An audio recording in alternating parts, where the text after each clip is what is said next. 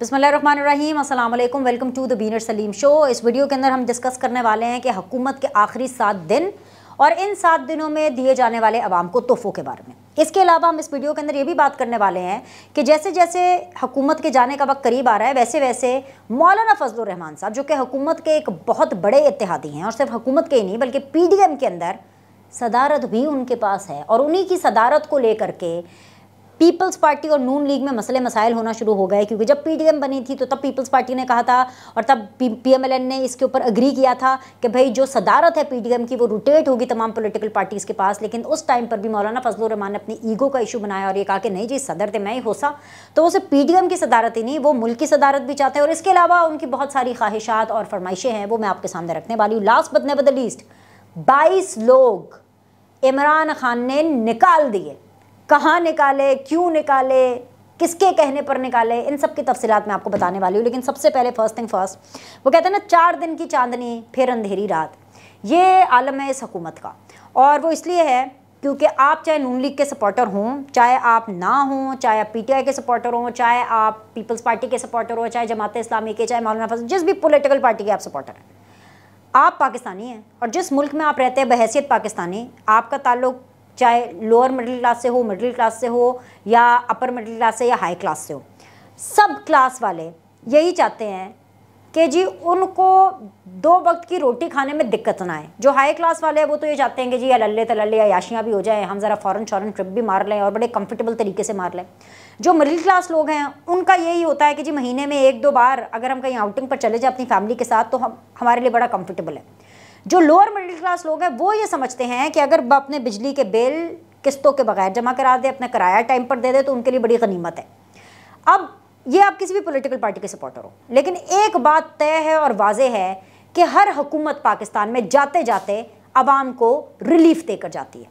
लेकिन मैंने आपको हमेशा ये बताया है इस PDM की हुकूमत के बारे में कि जब से ये हुकूमत आई है ना, पाकिस्तान के अंदर एक नई तारीख रकम हो रही है। जैसे कि हुकूमत अपनी मुद्दत पूरी भी करेगी लेकिन असम्बलियाँ तहलील भी होंगी। पहली दफ़ा हो रहा है ना कि असम्बली मुद्दत पूरी भी कर रही है और फिर भी तहलील भी होगी, ऐसा ही है। दूसरी दफ़ा जो दूसरी चीज़ है जो पहली बार हो रही है वो ये हो रही है कि इलेक्शन आईनी तौर पर अपने मुकर्ररा वक्त पर होंगे लेकिन फिर भी इलेक्शन डिले होंगे, राइट। ये भी तारीख़ में पहली बार हो रहा है। अब तीसरी चीज़ आपके खिदमत में पेश है कि ये हुकूमत जाते जाते रिलीफ नहीं तकलीफ़ दे के गई है।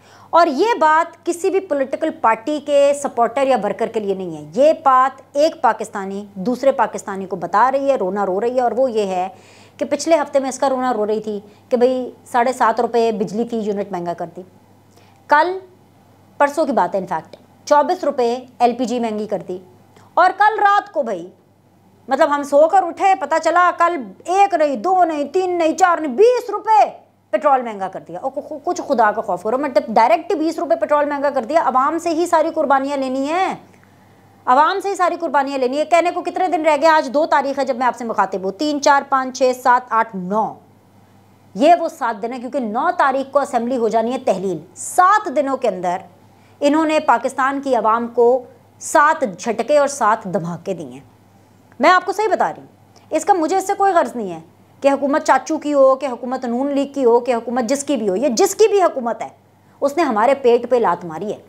और ऐसे में शहबाज शरीफ साहब इंटरव्यू देते फिर रहे हैं अपने पसंदीदा चैनल्स को, अपने पसंदीदा एंकर्स को, जियो को दे देंगे, साफ़ी साहब को दे देंगे। मतलब साफ़ी साहब खैर मुझे तो अच्छे जर्नलिस्ट लगते हैं, लेकिन ऑफकोर्स जियो को दे देंगे, साफ़ी साहब को दे देंगे। हम जैसे लोगों को इंटरव्यू देने की उनको कभी कभी उन्होंने नहीं सोचना, क्योंकि उनको पता है कि उन्होंने नरगे में आ जाना है। हमें वो नहीं देंगे इंटरव्यू, अपने लोगों को दे दो, समा को दे दो, क्योंकि जी अलीम खान साहब का है चैनल और अलीम खान साहब की जो है वो बड़ी यस है मियाँ साहब के साथ, तो अलीम खान साहब ने कौन सी हमारे खिलाफ बातें चला देनी है। अलीम खान साहब के चैनल को दे दो इंटरव्यू। आप समझ रहे हैं, मतलब हम तो यहाँ पे जैसे छोले बेचने आए ना, हम इंटरव्यू नहीं करने आए, हम यहाँ पे छोले बेचने आए हैं, हम ये काम नहीं करने आए, है ना। ऐसा ही है ना, एटलीस्ट हुकूमत तो ये सोचती है बिल्कुल वैसे जैसे हुकूमत ये सोचती है कि सिर्फ आवाम से कुर्बानी लेनी है, अपनी कुर्बानी नहीं देनी। रोज़ाना की बुनियाद के ऊपर नए नए कवानीन जो है वो पास कराए जा रहे हैं, नई नई कानून साजियाँ हो रही हैं। एक कानून साजी लगे हाथ तो ये भी कर दें, नहीं देना आपने इंटरव्यू ना दें हमें, आप ये कानून साजी कर दें कि जो बिजली के जो फ्री यूनिट हैं, जो पेट्रोल के जो फ्री लीटर्स हैं, जो अशराफिया को, बाबुओं को, मिनिस्टर्स को, मामले खसूसियों को ये जो मिलती है ये तो कट कराएं। अनलिमिटेड एक आदमी जिसकी तनख्वाह 20,000 रुपये है, या एक वो आदमी जो कि एक मरले के घर में रहता है, उसका 20,000 से कम बिल आता नहीं है। लेकिन वो शख्स जिसकी तनख्वाह लाखों में है, उसको सैकड़ों की तादाद के अंदर यूनिट फ्री मिलते हैं। क्यों? किस वजह से? भाई मेरे पैसे को मैं एहतजाज करती हूँ, और मैं चाहती हूँ कि आप भी इसके ऊपर एहतजाज करें, आप भी अपनी वॉइस रिकॉर्ड कराएं कि मैं नहीं चाहती कि मेरे टैक्स के पैसों से हुकूमत के उन लोगों के अल्ले तलल्ले चले जिनको फ्री बिजली और फ्री पेट्रोल मिलता है। अभी मैं किसी और तरफ जा नहीं रही हूँ, सिर्फ इन दो चीज़ों की बात कर रही हूँ। 20 रुपये कोई मजाक है? मतलब आवाम का खून निचोड़ना है? कानून साजियों की ऐसी लूट सेल बनाई हुई है। कानून साजी करनी है तो ठीक ढंग की इंसानों वाली कानून साजी करे ना, जिसका फ़ायदा आवाम को भी हो। अच्छा, अब हालात ये चल रहे हैं और ऊपर से कह रहे हैं जी इंतखाबात जब भी हों वक्त पर हों। शहबाज शरीफ कह रहे हैं कि जी निगरान हुकूमत बिल्कुल गैर जानिबदार होना चाहिए। ये आप नहीं हमें बताएंगे कि क्या होना चाहिए, हमने आपका देख लिया। क्योंकि मैं आपको बता रही हूँ कि जिस हिसाब से ये महंगाई बढ़ रही है, इलेक्शन अक्टूबर नवंबर में नहीं होने हैं, और अगर इलेक्शन अक्टूबर नवंबर में होने हैं तो इसका ये मतलब है कि फ़ौजियों ने इनको सेलेक्ट कर लिया है, इस पीडीएम की हुकूमत को, शहबाज शरीफ को सिलेक्ट कर लिया उन्होंने, और फ़ौजियों ने ये इस हुकूमत को बता दिया है कि आप जो भी कर लें, आप पाकिस्तान की गरीब आवाम की सांस पर भी टैक्स लगा दें, आप पाकिस्तान की गरीब आवाम के पीने के पानी के ऊपर भी आप बिल देना शुरू कर दें, हर चीज़ के ऊपर आप बिल लगा दें, फिर भी हम अगली हुकूमत आपको देंगे। अगर आप इस बात से एग्री नहीं करते, नीचे आप लिख दें। नहीं चलती वीडियो, कोई बात नहीं, सच तो बोलना है ना। कोई सच के ऊपर भी मबनी आपको वीडियो दूं कि ना दूं, कि बस आपकी फरमाइश के ऊपर मैं सिर्फ और सिर्फ इमरान खान के अगेंस्ट ही बोलती रहूं। चला गया इमरान खान, चैप्टर ख़त्म। उसकी जब तक फ़ौज से नहीं बनती उसने नहीं आना हुकूमत में। वो बस अपनी वीलॉगिंग करके या अदालतों के चक्कर काट के ही बस अपनी हाजिरी पूरी कर देगा। अब तो चला गया ना, कि अभी उसी को बैठ के रोना है। अब कोई अगलों को भी रो लें कि अगले भी आए। वो तो ज़्यादा उम्मीद दे करके आए थे कि हम इसको निकाल रहे हैं, हम फैज़ को निकाल रहे हैं, हम बाजवा को निकाल रहे हैं। खैर बाजवा को तो निकाल नहीं सकते, उनको तो निकालने की किसी की भी हिम्मत नहीं थी। हम इनको निकाल रहे हैं और हमने जो पाकिस्तान को सेट कर देना, क्या सेट करना है? तनख्वाहें हमारी बढ़ी नहीं है, पेट्रोल बढ़ता जा रहा है। तनख्वाहें हमारी बढ़ी नहीं है, बिजली बढ़ती जा रही है। एनीवेज जी, उसके बाद जी अवाम को तोहफे ही हैं, यही तोहफे हैं। मतलब अच्छा, कानून साजियाँ क्या हो रही हैं? एक दिन में 24 यूनिवर्सिटियाँ, और राना तनवीर उठ बैठा, जो कि यूनिवर्सिटियों का वज़ीर कह रही हूँ, क्या तालीम का वज़ीर है, वो उठ बैठा, उसकी चीखें निकल गई कि 24 यूनिवर्सिटियाँ मतलब तालीम, आम तालीम। ये उन लोगों की यूनिवर्सिटियाँ हैं जिनको लाइसेंसेस दिए गए हैं 24 के, जिनके रिश्तेदार पार्लियामेंटेरियंस होंगे, जो बिज़नेस क्लास से होंगे, लंबिया नोट, लंबिया रकमा। और फिर हम कहते हैं कि जी पाकिस्तान के अवाम के अंदर शऊर नहीं है। इमरान खान जैसा, जनरल फैज़ और जनरल बाजवा जैसा बंदा आता है और पाकिस्तान की अवाम को पागल और मामू बना के चला जाता है। वो इसलिए मामू बना के जाता है क्योंकि जब पाकिस्तान के अंदर 24 यूनिवर्सिटियाँ एक ही दिन में ऑन पेपर सिर्फ इसलिए बनेंगी ताकि अवाम से हम वोट ले सके, ये उनको ऑन पेपर प्रोजेक्ट दिखा करके बिजनेसमैनों की चांदी हो जाए, उनका ब्लैक मनी वाइट मनी में तब्दील हो जाए, और यूनिवर्सिटीज़ का कोई चेक एंड बैलेंस नहीं होगा। कौन सी यूनिवर्सिटी किधर, एक ही सूबे में सारी खोल देनी है। तो जब तालीम का मयार नहीं होगा तो फिर शऊर भी नहीं होगा पाकिस्तान की आवाम में। अब आपको लग रहा होगा कि मैं लेक्चर दे रही हूँ, मैं आपको मसाला दे दूँ, आए जी आए। फिर अब आपको मसाला देती हूँ। अब शुरू के आपने 5 मिनट सच अगर आप लोगों से बर्दाश्त नहीं हुआ तो अगले 5 मिनट जो है वो भी सच ही आपको बताऊंगी, लेकिन चलें आपको मसाला दे देती हूँ ताकि आप लोग वीडियो चला दें, खुश हो जाए, सब्सक्राइबर भी मेरे बढ़ जाएंगे। तो मैं बताती हूँ, मौलाना साहब की फरमाइशें सुन लें। अच्छा, मुझे नहीं पता ये PTI के यूथ ने, कौमी यूथ ने ये पूरी की पूरी जो है फैलाई है चीज़ कि जी मौलाना फजलुर रहमान साहब कहीं दुबई शुबई गए हैं और वहाँ पर उनकी बिलावल से और नवाज शरीफ साहब से मुलाकात हुई, और वहाँ पर जी मौलाना साहब ने अपनी नन्ही सी ख्वाहिश का इजहार कर दिया है। और जिस ख्वाहिश का उन्होंने इजहार किया है वो ख्वाहिश ये कहती है कि भाईजान जी आप ना निगरान हुकूमत के अंदर जो है ना मेरा वज़ीर आज़म लगा दो। मतलब नवाज शरीफ साहब मेरा बंदा, शहबाज शरीफ साहब मेरा बंदा, पीपल्स पार्टी मेरा बंदा, मौलाना साहब भी मेरा बंदा। चलो नवाज शरीफ का, नून लीग का समझ में भी आता है, नवाज शरीफ ने इतनी प्राइस पे की है, वो उस बेचारे नवाज शरीफ को तो अभी भी कुछ नहीं मिल रहा। अभी भी यही जो सेटअप चल रहा है, ये जो सख्त फैसले कर रहे हैं कि जी हमने सियासत नहीं रियासत बचानी है। सियासत तो वाकई इनकी गई, सियासत तो इनकी गई, रियासत भी ये मुल्क की अशराफिया के लिए बचाएंगे। ये बीनर सलीम या मोहम्मद कलीम के लिए नहीं बचाएंगे, ये किसी ऑर्डिनरी पाकिस्तान के लिए रियासत नहीं बचा रहे हैं, ये अपनी अशराफिया के लिए रियासत बचा रहे हैं ताकि इनको लंबी रकमें मिलें। एनीवेज जी, तो मौलाना साहब भी अपनी अपनी लुच फ्राई कर रहे हैं। मेरे भी 2 बंदे, कौन है जी? मौलाना असद, मौलाना वासे, एक दो उनके अपने साहबजादे हैं। अच्छा, अब निगरान वज़ीर आज़म इनको अपना चाहिए मौलाना साहब को। नवाज शरीफ साहब ने तो कुछ नहीं बोला, तो खबरों के ऐसे कौम यूथ बता रही है हमें, मुझे नहीं पता, कौम यूथ ही बता रही है। वो कह रहे हैं कि जी बिलावल साहब ने कहा कि क्या कर रहे हैं मौलाना साहब, आपको सदारत भी चाहिए, आपको ये भी चाहिए, आपको फलाना भी चाहिए, कभी आपको हमारे खाने पे एतराज़ हो जाता है।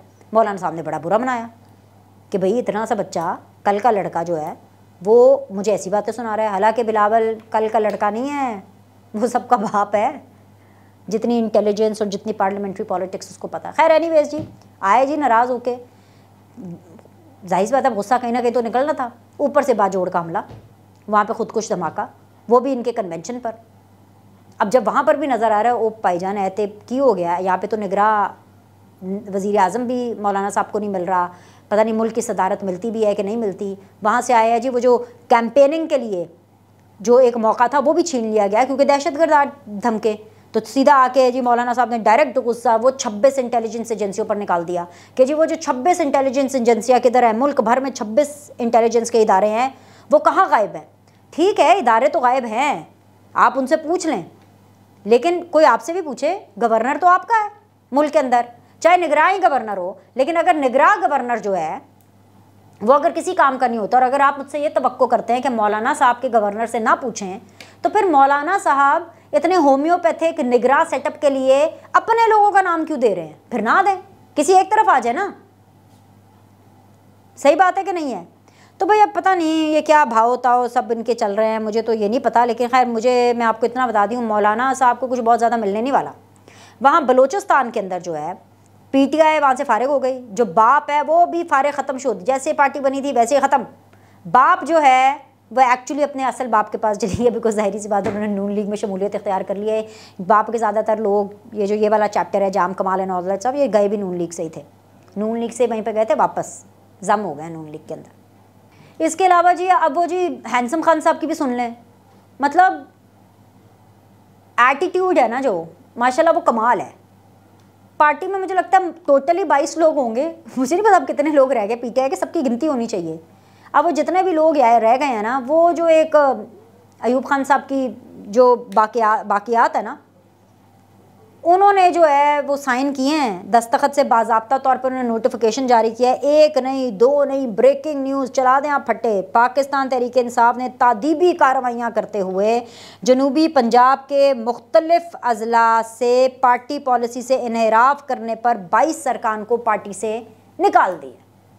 अब वो 22 अरकान कौन है?